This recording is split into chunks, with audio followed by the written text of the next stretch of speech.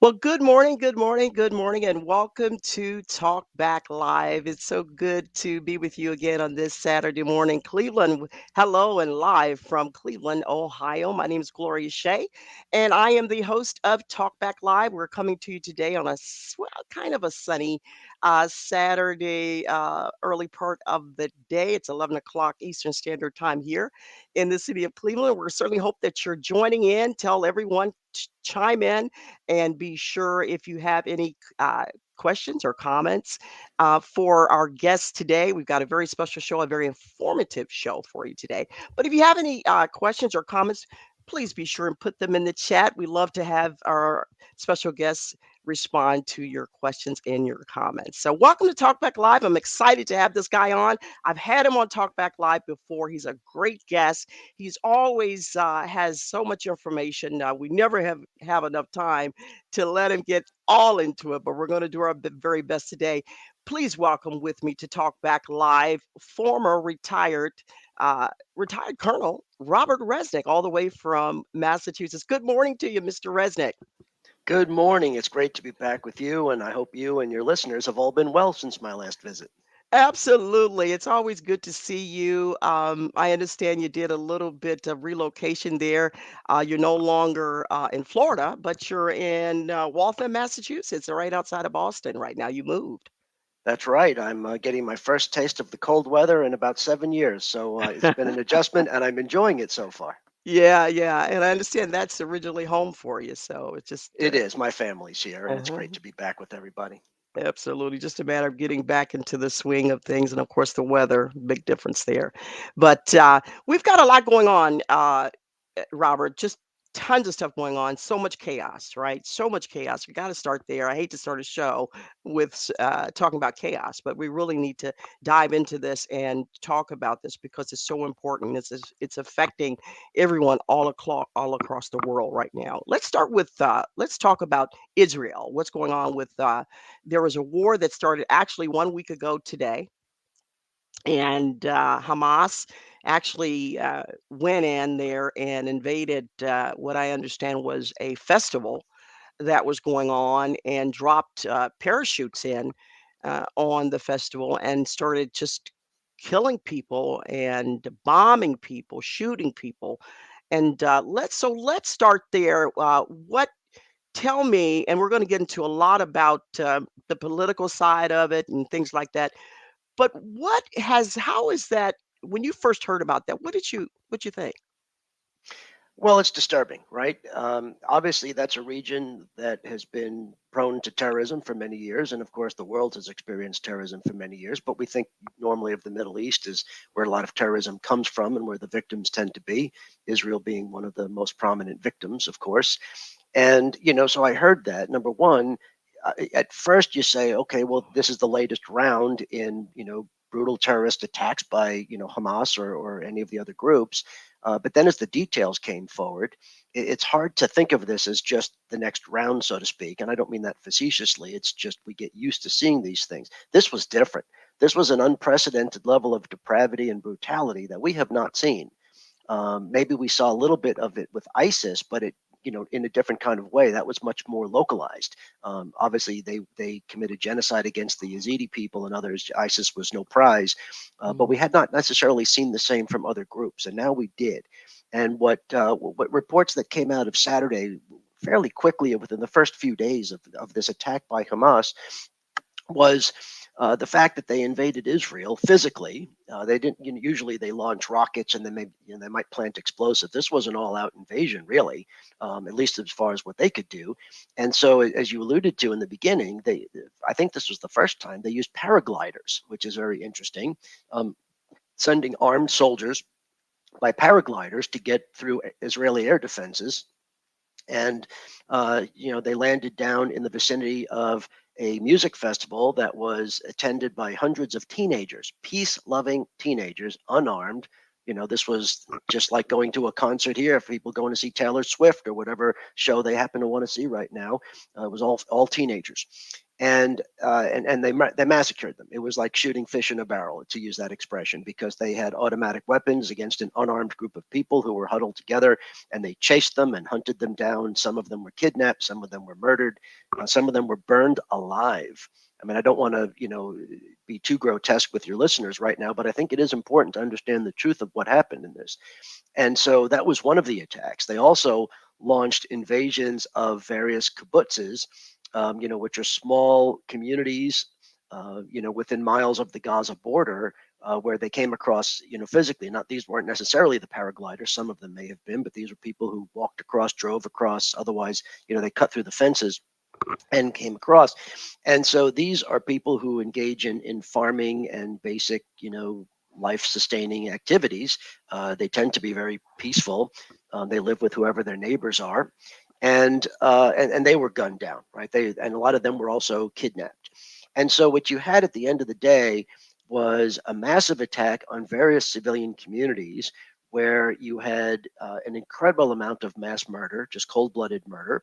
You had hundreds of people kidnapped, brought back to Gaza to be used as shields and pawns and whatever they intend to do with them. Some of them most likely have been killed so far. And then you had some rather grotesque things. You had infant children being beheaded. You had young children being tied up and burned alive. You had elderly being tied up and burned alive. And so this was a level of depravity and brutality, to use the same phrase, that we have not seen before. And so this is a new chapter. And a lot of people would say, why was this happening now? Well, because there was another major advancement in the peace process. And that's what gets Hamas rather scared. Because if there is a peaceful solution, even if the Palestinian people live in peace without a solution, Hamas goes out of business. They are in the hate business. And by the way, their brutality is not only against Israelis and Jews around the world. They murder their own people. They murder Palestinians, Muslims, even though they're a jihadist group, because anybody who does not support them, anybody who even thinks about cooperating with Israel or trying to make peace, um, they will murder. And so their brutality is against their own people, Okay. and that's what we've seen now. Yeah. All right.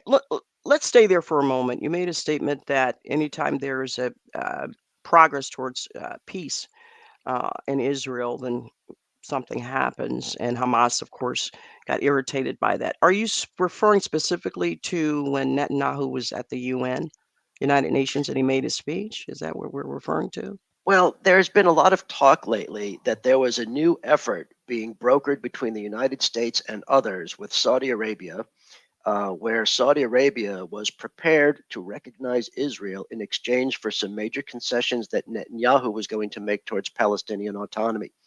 And so, we don't know the details of those, because any sensitive negotiation can't be done in public. There was a lot of back and forth, but there was a lot of hope in the international community that this was going to lead to something.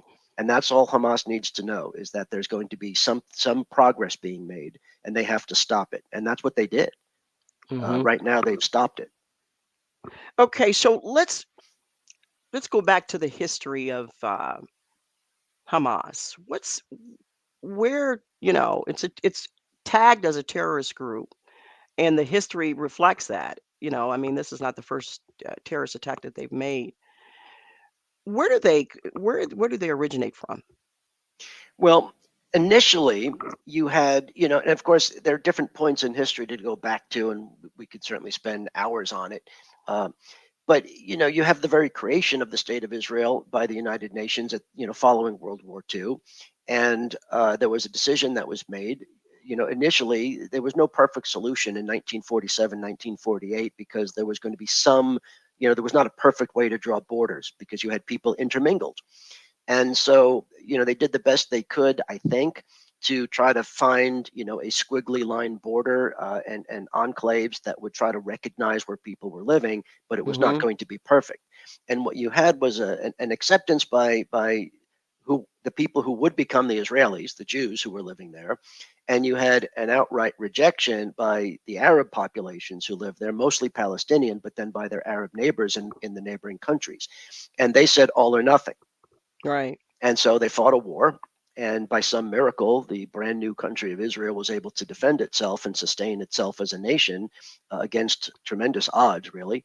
Right. Um, And so that led to, almost, obviously a lot has happened since then, but the point in starting there with history is that was the initial proposition, that the Palestinians said all or nothing. They were not willing to take a two-state solution back then. Over years, what has happened was, when they failed militarily in 1947, 1948, and then there have been obviously a series of wars since then, you have a change in tactic where you had the Fatah movement led by Yasser Arafat and others that became the Palestine Liberation Organization. Right. And so they chose an escalating campaign of terrorism over the years. Now, when we got to some greater diplomatic efforts in the 80s and 90s, President Clinton came ever so close with the Israeli government and the Oslo Accords to a solution. Other, George W. Bush, they were very close with Prime Minister Barack.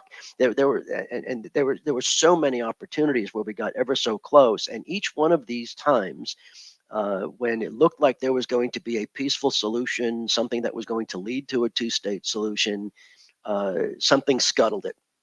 And so, one time you had Yasser Arafat who said, "Wait a minute, we can't sign an agreement because then we go out of business. Then that's the end of it." And so Oslo didn't quite lead to a solution. You had other Palestinian leaders that realized if they agreed to that, then they would be assassinated by the extremists in the room. And so one of the groups that replaced the PLO, really, who kind of became the Palestinian Authority and went more towards governance and a de facto two-state solution, um, was Hamas. And they have been around for decades now. And where they really came to power was in 2005, when, on the Hmm. heels of a failed peace process, Israel said, "Okay, we're done with Gaza," and they pulled out. And in 2005, almost 20 years ago, Israel pulled out completely from Gaza. And now the Palestinian Authority, who was running the West Bank, was also running Gaza. And they had challenges. It was not easy, but they were, the West Bank started to thrive. But Hamas was able to infiltrate, and this was really by a military coup, not an election. They call it an election. It was really a coup. But by the means necessary, Hamas kicked out the Palestinian Authority. They actually murdered them. What they did was they took them up to the roofs of tall buildings in Gaza City and threw them off. That's how they took power from the Palestinian Authority. That's who Hamas is. When I say they murder their own people, they murdered their political opponents, the Palestinian Authority, who was the government in Gaza. And so they took power that way. And they're an extremist group. They're a jihadist group. They do not want a peaceful solution. They don't even want an independent state. They're looking for a jihad, and they want the death of all Jews, death of all Israelis. They want, to be marched into the sea to die. And so you can't really make a peaceful solution with a group like that. There could be a peaceful solution with the Palestinian Authority, who has some very sensible leaders and represent the true needs of the Palestinian people. Hamas is not popular, but they're powerful and they can't be displaced. The Palestinians in Gaza don't have the ability to dislodge Hamas. Most of them don't support Hamas. Most of them probably would like a peaceful solution. And even if they, have tremendous animosity towards Israel because of the decades of conflict, they still want a peaceful existence. They want to be able to live their lives. They don't like what Hamas is doing. And Right. because they recognize that the main difference between Israel and Hamas is the Yeah. fact that Hamas intentionally kills, civilians, and what they do is in Gaza, instead of building military compounds and weapon sites and all the things that militaries around the world do, they build underneath hospitals and underneath apartment buildings, and so they are using the Palestinian people, some perhaps willingly, but most unwillingly, as human shields, because any attempt uh, to take any action against these weapons depots, against their command and control facilities, against their headquarters, and any of their facilities, naturally would involve at least some harm to civilian property or to the civilian population, because they're hiding underneath them, and then they Yeah. hide within them, and that's the Yeah. biggest problem. Okay, so are you saying then too here that and I understand that they're not very popular among the Palestinians there in Gaza. it's been reported that, the Palestinians do. They want to live in peace. Are you saying then, or can we assume that a Palestinian can really coexist with Israel as a two-state uh, makeup? Is that really the consensus? I believe it's possible. And I think that there have been very, very close um, moments in history where that has been on the verge of happening, but there was some issue that the Palestinian leadership at the time was unable to sign the agreement. It had been negotiated; it wasn't being imposed on them. You had realistic, legitimate leaders of the Palestinian people, mostly from the West Bank, part of negotiations in various efforts by various U.S. administrations and other parties. And there was, if you read those agreements or what's been written about them anyway, it looks like there were some really good solutions.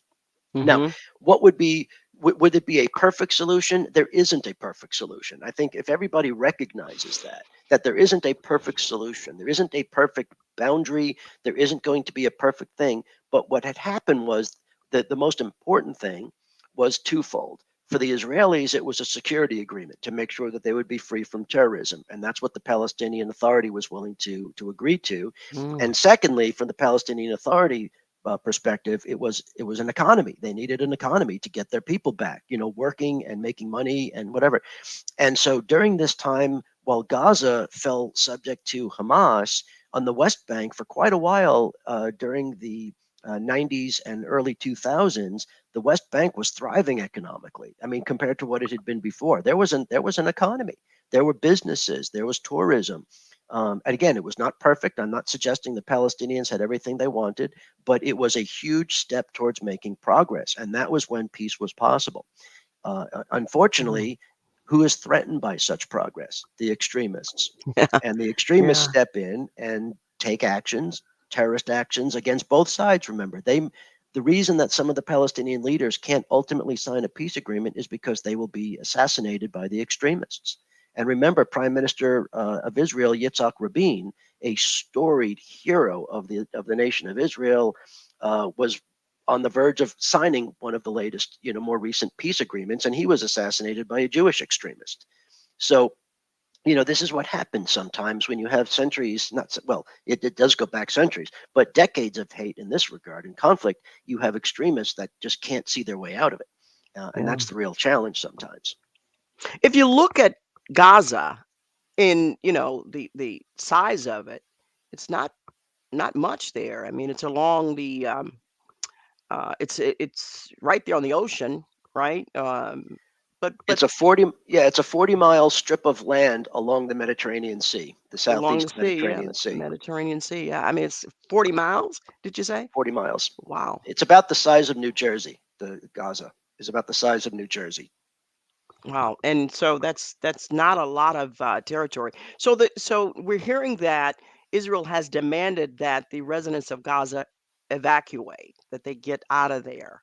And then I also heard just this morning that Israel is taking credit now for taking out the Hamas leader. Is that pretty accurate? Do you think? Yeah, the main way that Israel responds to Hamas terrorist actions is to try to take out their leaders. And that's fine, but the problem is there are plenty more to take their place. It was the same thing that we had with Al Qaeda. I mean, killing Osama Yeah. bin Laden was an amazing achievement because of what happened on 9/11, but there were people willing to take his place, right? So, Right. it has some effect, but it doesn't solve the entire problem. Yeah. Yeah. Gloria, if I may, I Yes. would like to do this very quickly. I think it's helpful because there's a lot of misinformation or misunderstanding, and I'd like to take just a minute or two and give the legal framework for this Please. issue, because this is what I studied, this is what I practiced, and it's now what I teach.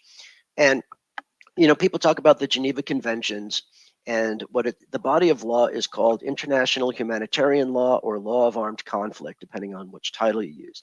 And I just want to give this is a very, very brief overview. I could spend hours on this, of course. I have an entire semester course that I teach it. But the bottom line is this: you have obligations under international law that prohibit the Geneva Conventions and otherwise, that prohibit the targeting of civilian populations. And so Hamas, their targets are the civilian population, which is a violation of international law. When you include the murder and rape of civilians, those are called grave breaches, punishable by death. Those are the most serious breaches of international humanitarian law. What some people don't understand is that it is not necessarily per se a violation when a civilian is harmed or killed, as awful as that may sound. What the law requires, number one, is the harm to civilians cannot be your intention. But you first have to start off with a proper target. What is your target? Well, if you're attacking the other person's military or things that contribute to their military, then that's a valid target, obviously, in a conflict. When you do those targets, you have to then consider, do you have a weapon system that can reduce the likelihood of harm to the local civilian community? For example, we have precision guided munitions like a GPS that can get our weaponry pretty darn close to its target, as opposed to the old fashioned way where you would drop a large explosion and hope that it would get close enough and the explosion be close enough. Now we Yeah. try to use precision guided munitions with a very small blast radius to avoid causing harm to the people and their property in the surrounding areas. And so when you look at and evaluate the targeting decisions by any country, whether it's Israel or anybody else, you look at what is their intended target list. Well, Israel has obviously an intelligence network, which did not do so well on Saturday, but overall they have a pretty good intelligence network, and they have a system similar to the United States and NATO countries, where you've got verification of their target list. And the problem is the targets, as we've talked about, Hamas buries the targets within the civilian population. They put them underneath the apartment buildings and hospitals, and they dare the Israelis to attack them because they know it's a win for them either way. Because either the Israelis don't attack the targets because they don't want to risk that harm, or they do attack the targets and then they cause the harm to the local population and the world condemns them for it. And so what's required by the law is when you have a target with a risk of harm to the civilians, it's called a proportionality analysis. And this is the key thing I want your listeners to take from this. When you have a target where there is a likelihood of harm to the local population, you must do an analysis. That analysis is you compare the importance of the target to the amount of harm that you can anticipate would come to the local population. And so this is an awful way to think about it, but this is what the law says. The more important your target, the more harm to the civilian population and their property is acceptable. Okay. And so if your intention is a military target, that's the first step. If you use a weapon system that is designed to minimize, if you have one, not everybody has them, you have to pick the right weapon system. And then you do the proportionality analysis on top of that, that says, how important is my target? Have I reduced the likelihood of innocent harm? And you do that analysis. And so when Israel makes its assessment, they have valid targets.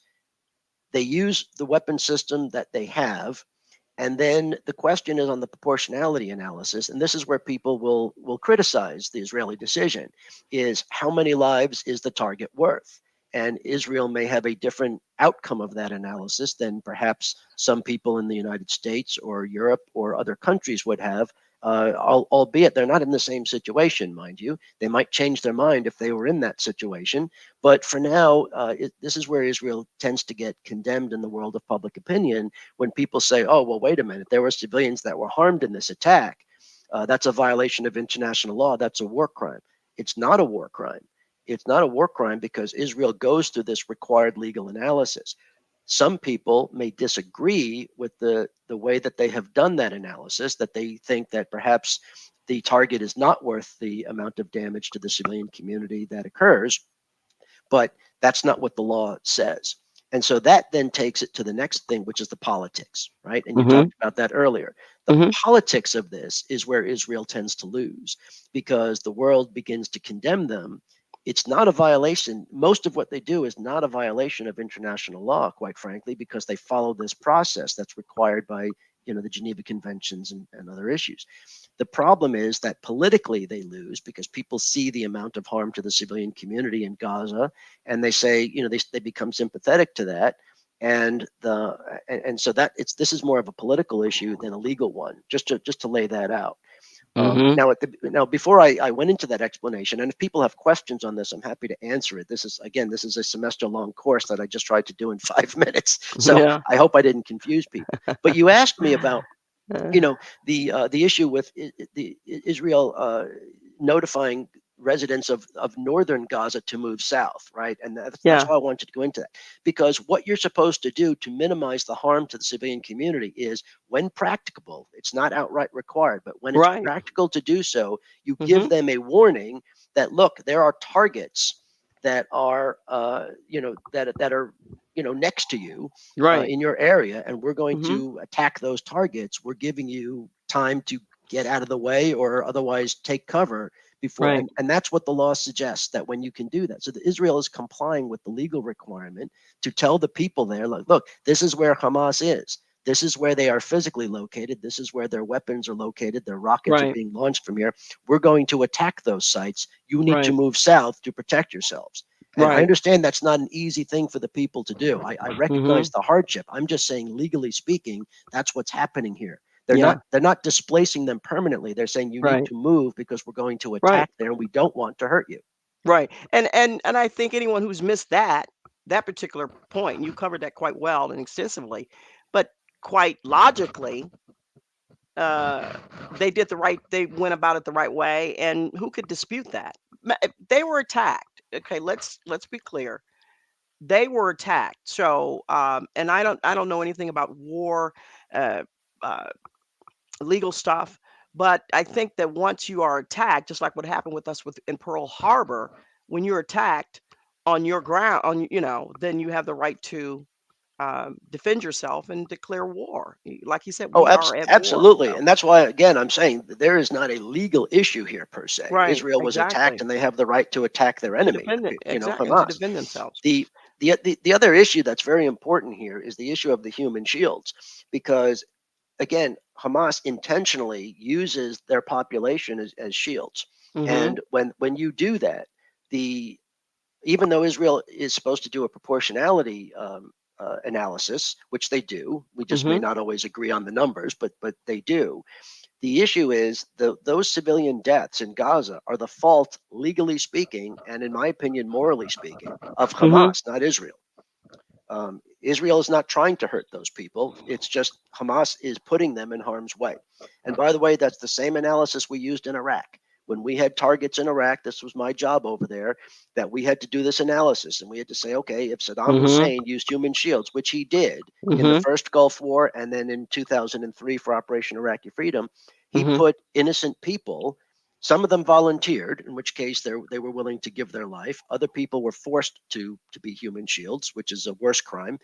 But either way, the side using the human shields is the one legally and morally responsible for their deaths, for their injuries. Right. And so Yeah, sure, makes Hamas sense. is responsible for the death Yeah. of the Palestinian people Yeah. because they're the ones putting them in harm's way. Let's talk about a major failure here. That's the elephant in the room, the intelligence. Yeah, Can't yeah, wait to hear your take on this. Failure in intelligence is enormous here. Now, and we cannot leave out the United States. Come on. Anyone knows, everyone knows that Israel's intelligence relies heavily on US intelligence and vice versa. They rely heavily on each other. hmm Okay? We all know hmm that. Major intelligence failure. Is it your opinion that Israel was really caught this much off guard because of high intelligence failure? Or was there, I mean, come on, what's the hidden agenda here? What's really going on here with this? How could yeah. they actually do this without some sort of warning somewhere on our side or even on theirs? Yeah, there are three things to answer your question. First, clearly this was an intelligence failure at some level because this doesn't happen otherwise. There are some other issues at play. So the first thing with intelligence is you have to remember when you're doing any kind of intelligence, but especially when you're looking at intelligence in response to terrorism or terroristic threats, the intelligence community has to be right 24 hours a day, every day of the year, because if they're wrong for a minute, then an attack can slip through. And we have, we've been pretty lucky in this country since 9/11, but things have happened even in this country, and 9/11 was obviously our biggest intelligence failure, for various reasons that have been studied.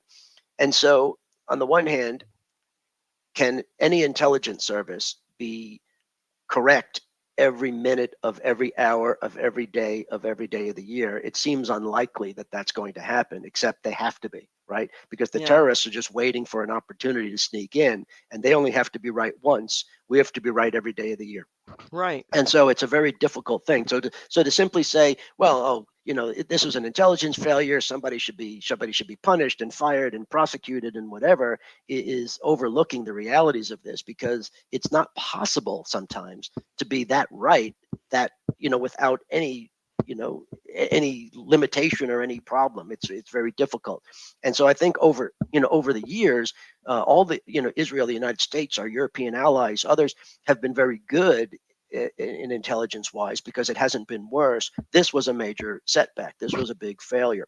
Well, Now, there were some other contributing issues to it, right? There was that, as part of this is kind of a sad thing, but as part of this idea of moving forward on a peace process, Netanyahu um, withdrew some attention away from Gaza, and they started allowing a certain thousands of Gazan citizens to come into Israel every day to work, and they started relaxing their intensity of their efforts towards Gaza. And this may prove to be, one of the mistakes that led to this, right? That when they took their eye off the mm, ball, that they decided, you know what, we need to move forward. We're going to start allowing, what, 5,000, 20,000, whatever it was, Gazan citizens to come into Israel to go to work, to find jobs and work every day. uh, that exposes weaknesses, because some of those people will be infiltrated by Hamas or others, who are then using that to gain their own intelligence, to figure out. And part of that move was a pullback of Israeli forces, right, that left those surrounding communities that were attacked on Saturday more vulnerable. And so one of the criticisms on Saturday was, first of all, the intelligence failure, but also, why did it take so long for the Israeli Defense Forces to be able to respond? Because they had pulled back. And part of that was a relaxation of the conflict, of the security situation with Gaza, mm-hmm, in recognition of this attempt to move forward, to let Gaza be Gaza, to have a little bit more autonomy, give them some economic hope by coming into Israel, mm-hmm. something that was intended to be positive, that now has proven to be costly to the Israeli That's citizens who were murdered that yeah. day. Well, that's. I guess no matter how you slice it, um, the fact that this was able to happen with no warning uh, is pretty frightening. It is. Yeah, it's pretty scary. And I'll tie it into us having all of the influx of people coming in on our borders. It's which concerns me greatly. That happening, and I understand now that the Biden administration has just tried to get a rein in on that, but that policy, in my opinion, was just total. That's a total failure. I don't understand the reasoning behind it. And then we never was explained why and what would be the end game of that. So I think it was that's also very frightening. Before we wrap up the show today, Robert, I'd like to ask you though. Been dying to ask you this: what does now that this is going on with Israel, the war that they are at war? What does this mean? How does this connect with Putin and Russia and the war in Ukraine? What's your take on that? Quite frankly, I don't think that there is an actual connection between the two. I mean, you have, maybe Hamas felt emboldened because of everybody being distracted by Ukraine, but what you find, just like after 9/11, when we were caught unprepared, is when you poke the bear, when you wake the Mhm. sleeping giant, you get stomped. And so, after 9/11, maybe Al Qaeda and then the Taliban didn't think the United States would attack back in Afghanistan. Well, obviously that was a 20-year costly campaign, but we did, right? And we eradicated Al Qaeda and took out Osama bin Laden, and Mhm. things that maybe they didn't think we would do, because you poked the bear, you woke the sleeping giant, and there was no choice. Israel has no choice when something like this happens. It's one thing when Hamas launches a few rockets and maybe the Iron Dome, prevents a lot of significant damage. And Yeah. then it's a question of, do they need to retaliate politically, or just by sequence? An Mhm. attack like this, with so many innocent casualties, there Yeah. was no way Hamas could think that Israel would not come back. And again, Right. this is what they wanted. Hamas wanted Israel to engage in extreme brutality in Gaza, Mhm. because that would stop any movement of the peace process for years to come, and it Mhm. probably will. That is the unfortunate casualty here. I mean, Mhm. my heart goes out to innocent people, On of both all kinds. sides. Yeah, Yeah, absolutely. but Let's be the clear real about that. casualty here is the peace process, because now it's going to be set back, because the Arab countries don't want to be seen, even though I think they understand Israel's need to retaliate. And by the way, the Arab countries don't like the Palestinian people very much. Mm. They haven't supported them very actively for many Mm. years. That's why you had the Abraham Accords.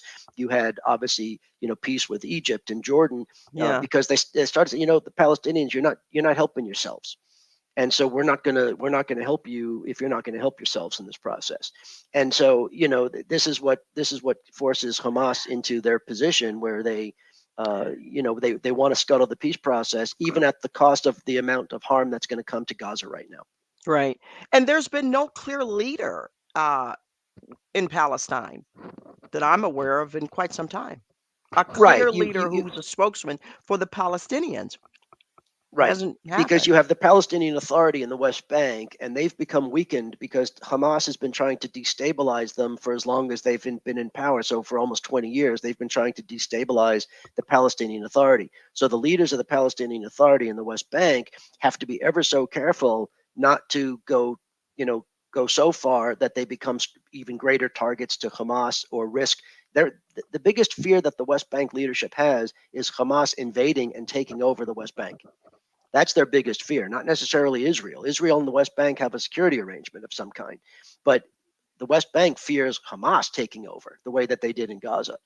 And so, that's what's on their mind. And so it weakens their ability to lead their people, because you've got people of different viewpoints. Remember, you don't have a monolith of thought.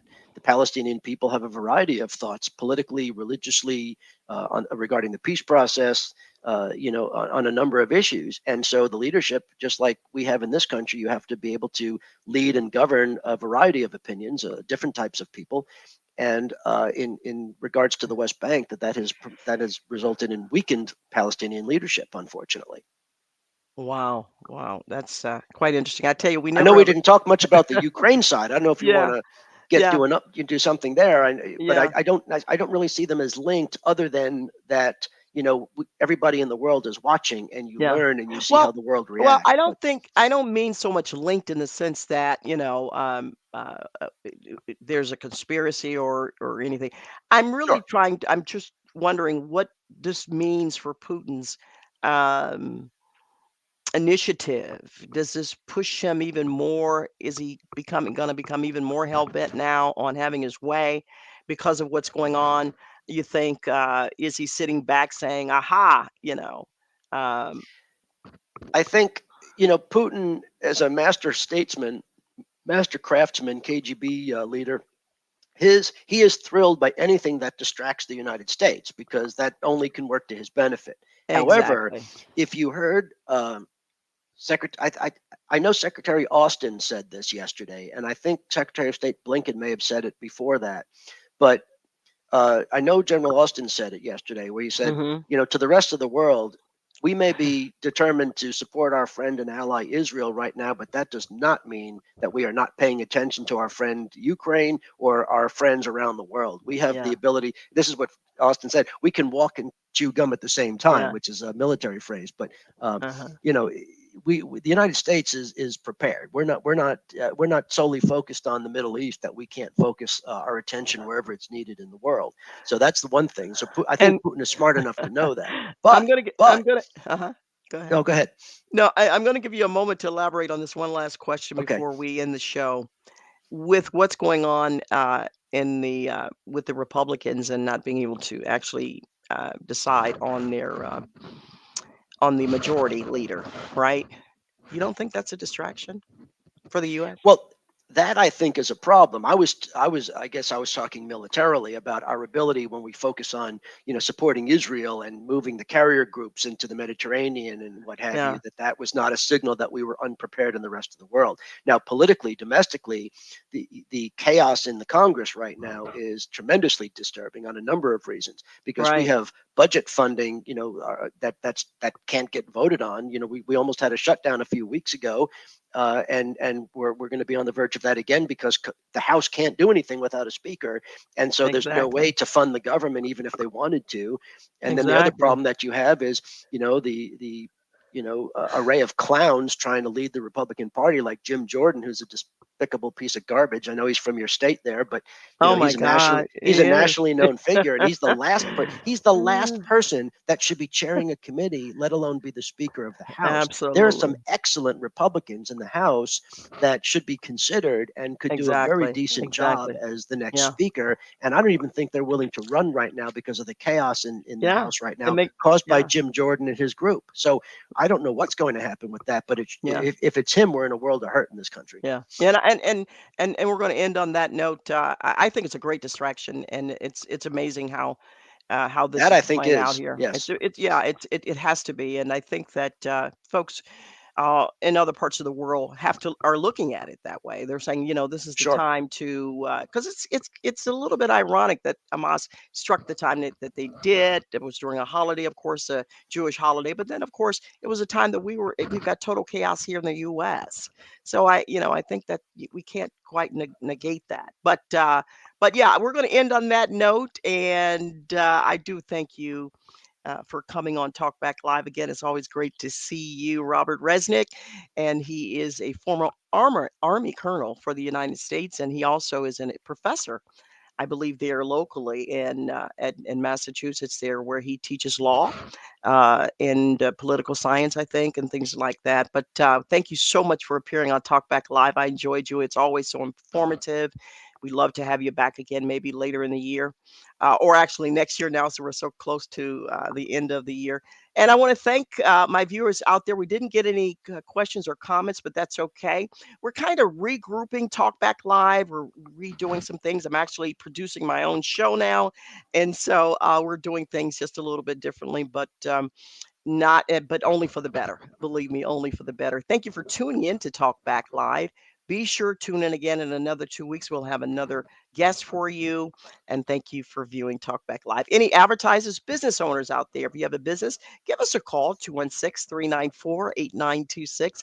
216-394-8926. Business owners, if you'd like to advertise on this platform here at Talkback Live, we'd love to talk with you and share some great information. Again, thank you for tuning in to Talkback Live. Thank you, Robert. It's always good to see you. You have a great Always a weekend. pleasure. Thank you so Enjoy the much. rest of your weekend. I enjoyed you so much. And to all those out there, until next time, America.